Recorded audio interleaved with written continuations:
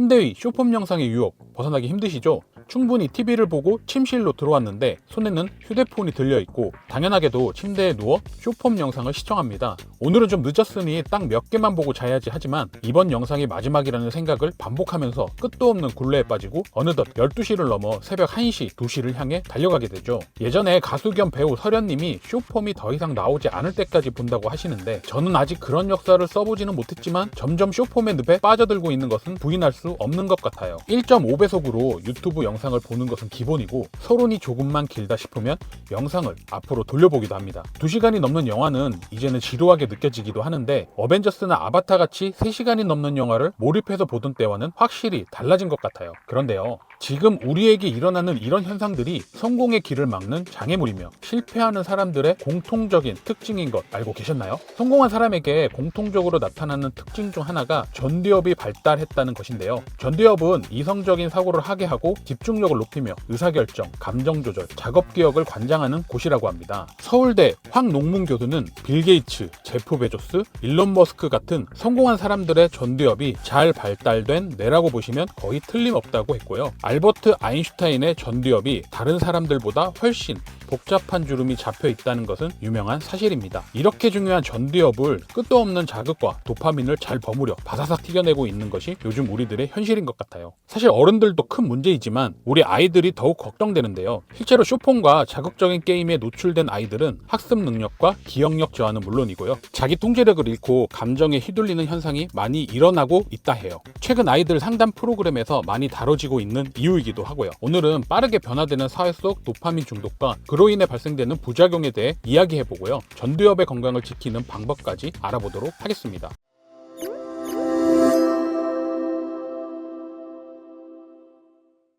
인간의 뇌는 앞쪽과 뒤쪽으로 나눌 수 있다고 합니다. 뒤쪽 뇌는 인간의 감정을 담당하며 충동과 욕구, 감각을 통해 정보를 받아들이며 저장하게 됩니다. 반면에 앞쪽 뇌는 뒤쪽 뇌에 저장된 정보를 통합적으로 분석하여 판단하는 기능을 가지게 되고요. 때문에 앞쪽 뇌는 일어나고 있는 현상들을 종합적으로 파악하여 계획을 세우고 이를 행동으로 옮김으로써 충동과 욕구를 조절하게 된다고 볼 수 있는데요. 상대적으로 어린 아이들은 앞쪽 뇌보다 뒤쪽 뇌가 발달했기 때문에 충동적인 행동을 많이 하고 통제력을 상실하는 경우가 많습니다. 마시멜로 실험이라고 들어보셨나요? 1970년대 스탠퍼드 대학의 윌턴 미셸 교수와 연구팀이 4세에서 6세 아이들을 대상으로 실험을 하였는데요. 마시멜로 1개를 주고 15분 동안 먹지 않고 참으면 2개를 주기로 약속을 한 후 아이들의 행동을 관찰했다고 합니다. 그 결과 15분 동안 먹지 않고 참아낸 아이들이 성장하였을 때 스타트 성적과 학업 성취도가 더 우수한 것은 물론이고 실패와 스트레스를 견디는 힘도 강했다고 합니다. 바로 전두엽에서 통제하고 판단하는 능력을 더욱 많이 타고난 아이들이 나중에 커서도 훌륭한 인재로 성장할 수 있었다는 얘기인데요. 그렇다면 전두엽이 충분히 발달하지 않는 사람의 특징은 무엇일까요? 안타깝게도 우리는 사회생활을 하면서 의사결정을 명확하게 하지 못하는 분들을 많이 만나게 됩니다. 그분이 직장 상사라면 더욱 불행하겠죠. 이런 분들은 다양한 정보를 받아들인 후 분석하고 종합하여 결과를 예측하는데 한계를 보이게 되고요. 아주 간단한 것에도 쉽게 결정을 내리지 못하면서 우유부단하다는 소리를 많이 듣게 됩니다. 이때 우유부단이 신중한 결정을 하는 사람이라고 긍정적으로 해석할 수 있으나 정보를 꼼꼼하게 분석한 후 비교하면서 결정하는 신중한 사람과는 분명하게 차이가 있습니다.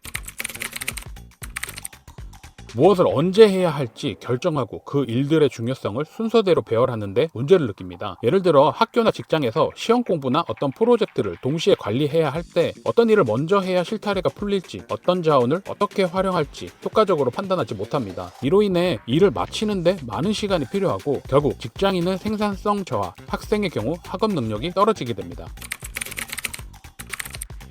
전두엽의 기능이 충분하지 않을 경우 대부분의 사람이 메타인지 능력이 부족하고요. 때문에 나의 언행에 대한 객관적인 판단이 어려워집니다. 타인에게 상처가 되는 언행을 주기적으로 반복하게 되고 밀접한 관계를 형성할 수 있는 주변인들이 사라지게 됩니다. 이는 가족 간에도 발생하게 되는데요. 소통이 어렵고 문제점을 아무리 설명해 주어도 결코 받아들이지 못하기 때문에 가정의 붕괴로 이어집니다. 사랑이 죄가 아니잖아 라는 드라마 속 대사처럼 자신의 행동을 객관적으로 판단하지 못하는 것이죠.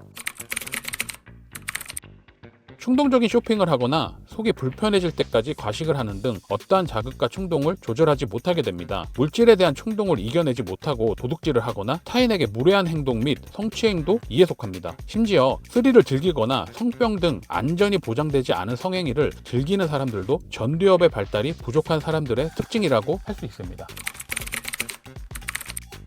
알코올이나 담배, 나아가 마약 같은 물질을 충동적으로 사용하는 경향이 있으며 이를 절제하지 못하여 장기적인 중독으로 빠지게 됩니다. 처음에는 충동적으로 시작하였지만 심각한 유해성의 인지가 늦어지고 그것들에게 점점 지배되는 과정을 겪는 것이죠. 이렇게 전두엽 발달 저하는 아이들에게는 학습 능력의 저하와 교우 관계 문제를, 성인에게는 사회 적응 실패 및 신체의 중대한 문제를 야기할 수 있습니다. 그럼 전두엽을 손상시키는 것들은 무엇일까요? 교통사고 등 어떠한 외부적인 요인으로 인해 직접적으로 손상을 입힐 수 있습니다. 이러한 충격으로 뇌 조직이 손상되거나 뇌 내 출혈이 발생하게 되면 전두엽에 영향을 미칠 수 있습니다. 알코올, 마약, 특정 처방약 등의 과도한 사용은 전두엽의 구조와 기능에 장기적인 영향을 미칠 수 있습니다. 이러한 물질들은 뇌의 신경전달 체계를 방해하고 뉴런의 손상을 초래하게 됩니다. 또한 중증 우울증, 조현병, 지속적인 스트레스 등 정신건강 장애도 전두엽의 기능에 영향을 미칠 수 있는데요. 이러한 질환들은 뇌의 화학적 균형을 방해하여 전두엽의 기능을 축소시킨다 합니다. 영상 서두에 말씀드린 쇼폼 영상이 전두엽의 손상을 가져올 수 있습니다. 사실 쇼폼과 전두엽 간의 상관관계에 대한 구체적인 연구 결과는 많지 않습니다. 쇼폼은 2010년대 후반부터 본격적으로 활성화되었기 때문에 어떤 명쾌한 답변을 내기에는 기간이 부족하다 할 수 있는데요. 그럼에도 쇼폼 영상이 뇌 건강과 연관이 있을 수 있다는 의견은 끊임없이 제시되고 있습니다. 도파민과 연관을 지으면서 말이죠. 때로는 도파민을 나쁘게 인식하는 경우가 많은데요. 도파민은 우리가 어떤 일을 하기 위해 동기를 부여하고 그것을 성취했을 때 받는 쾌감을 관장하는 신경 전달 물질로 오늘날의 발전을 이룩하게 만들어준 고마운 물질입니다. 하지만 이것이 계속된다면 도파민 중독으로 이어질 수 있는데요. 쇼폼의 경우 과도한 보상이 굉장히 짧은 시간에 많이 지속적으로 나오게 되면서 세계적으로 많은 사람들이 빠져들게 되고 결국 중독에 이르게 되는 것입니다. 더구나 답답한 현실에서 도피하고 싶을 때 휴대전화에서 손가락 하나로 도파민을 끌어낼 수 있기 때문에 이 엄청난 플랫폼을 벗어나기 힘든 것이죠. 문제는 처음에는 1 정도의 자극으로 만족했다면 다음에는 2, 3, 4의 자극을 필요로 하게 되고요. 이 과정에서 뇌의 모양도 바뀌게 되는데요. 성모병원 뇌건강센터장 임혁국 원장님이 YTN 인터뷰에서 쇼폼에 중독되면 뇌 보상체계가 과활성되어 문제가 생길 수 있습니다. 특히 전두엽, 그 다음 변형계의 변형이 오게 되죠. 또한 전두엽 기능이 치매를 예방하는데 이 기능이 떨어지면 미래에는 치매 환자가 늘어날 수 있습니다. 라고 하였는데요. 학습 능력, 사회화 저하에 치매까지 발생할 수 있다니 생각보다 심각한 상황인 것은 분명한 것 같습니다. 그렇다면 쇼폼의 전두엽이 손상된 우리와 자녀들은 과연 회복할 수 있을까요? 스탠포드 에나랭킹 교수의 저서 도파미네이션에 의하면 우리가 충분히 기다리면 우리의 뇌는 중독 대상이 없는 상황에 다시 적응하고 항상성의 기준치를 정상 수준으로 되돌려 고통과 쾌락의 저울이 수평을 이루게 됩니다. 라고 하였는데요. 즉 어느 정도 디지털 도파민에서 벗어나는 기간을 갖는다면 우리의 뇌는 다시 정상적으로 돌아오고 산책하기, 해돋이 구경 같은 단순 쾌락에도 만족할 수 있게 된다고 합니다. 최근 유행하고 있는 디지털 디톡스와 일맥상통하는 내용인데요. 실제로 게임 중독에 빠져있던 학생이 몰입 프로그램을 통해 전교 꼴찌에서 대기업의 S급 인재로 거듭난 사례가 있고요. 역시 게임 중독에 빠졌던 또 다른 학생이 치유를 받은 후 해커톤이라는 서비스 개발 공모전에서 우승을 휩쓸고 있다고 합니다. 이런 일들은 도파민 단시뿐만 아니라 고통을 선택하였기에 가능했는데요. 도파민 네이션에서는 공부, 운동, 찬물 샤워 등을 선택하는 것을 고통을 선택했다라고 정의했습니다. 고통을 선택하게 되었을 때에도 도파민이 분비되는데 이 도파민들이 쇼폼이나 게임에 의해 생성된 도파민을 대신할 수 있습니다. 중요한 것은 강압적으로가 아니라 스스로 선택했을 경우 고통에 의한 도파민이 분비되고요. 특히 운동을 추천하는데요. 운동을 하게 될 경우 도파민을 발생시키는 동시에 두뇌를 발달시키고 신체의 리듬을 좋게 만들어 모든 일에 의욕적으로 다가갈 수 있다 합니다. 때문에 디지털 디톡스가 필요하다 생각된다면 운동이 가장 좋은 접근법이라 할 수 있겠습니다.